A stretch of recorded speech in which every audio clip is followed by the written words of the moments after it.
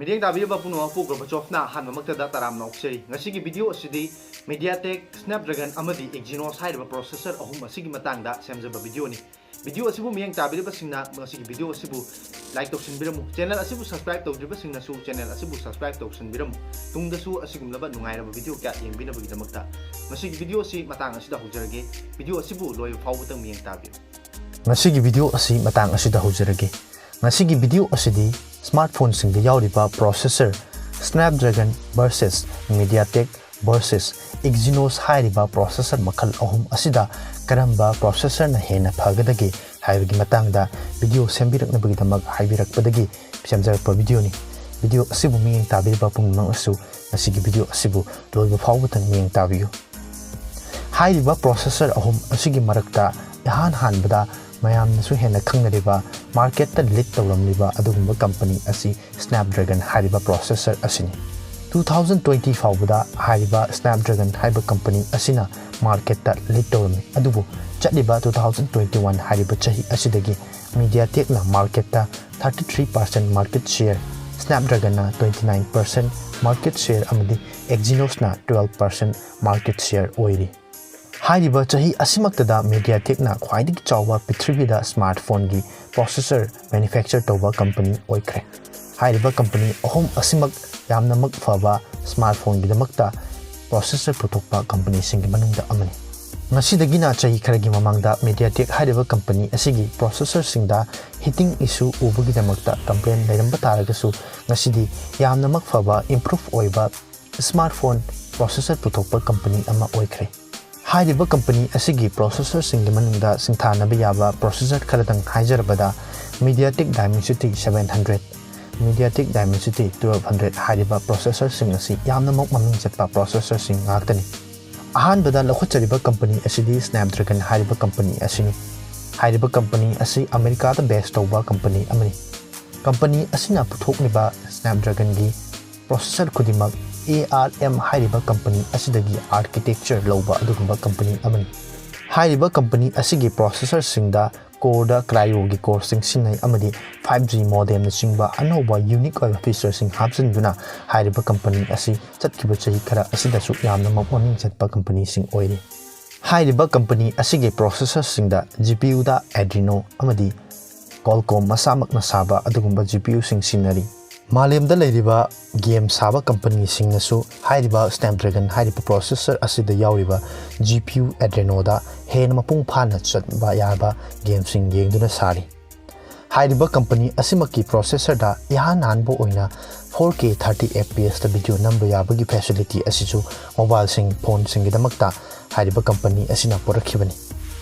hairiba company asigi maming panbe yaba processor sing manungda flagship series da 800 series 700 series amadi 600 series sing asini haidiba processor sing asi yawba phone sing asi yamna mak phaba performance ki damakta thangnaba maming chatpa phone sing oili amadi haidiba processor sing asi yawba phone sing adu mamal ayamba matamda awang map thaki mamal oina uba phangli mathangda lakhotchariba company asidi Mediatek haidiba company asini haidiba company asi Taiwan da based toba aduguba company amani haidiba company asigi maming chatpa processor singi manungda Helio series amadi Mediatek Dimensity series ni haidiba company asisu ARM haidiba company asidagi based toba technology da amadi modification amata yaudana puthokpa processor sing ngaktani haidiba company asi ayamba matamda medium range ta target toba company ama oin hauraki masida yauriba CPU da Cortex CPU GPU da Mali G haidiba processor sing asida yauriba piriba CPU amasung GPU asi matamga chunaba apaba CPU amasung GPU ngaktani haiba processor sing asi yawba phone sing asi low range ta leiba phone sing da yamna target toba amadi apaba performance piba ngamba processor ama oina khangnani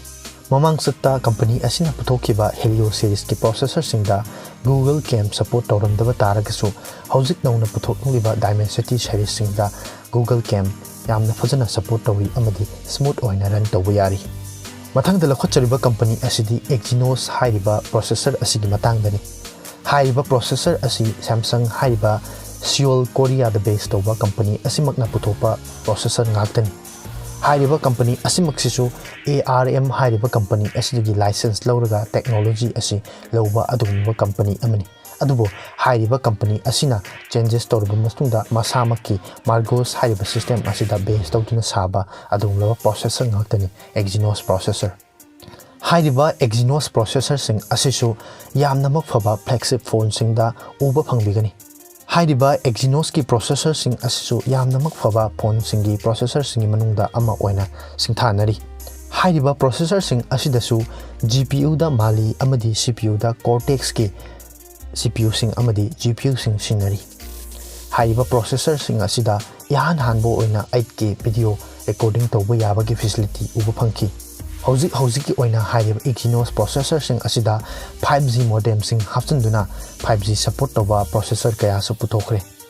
हाइरिबा processor असिदसु Google Cam support तौरमदे अदुबो हौजिक की ओइना दी अनौबा processor कया दा Google Cam support तौबा उबा फंगबिगनी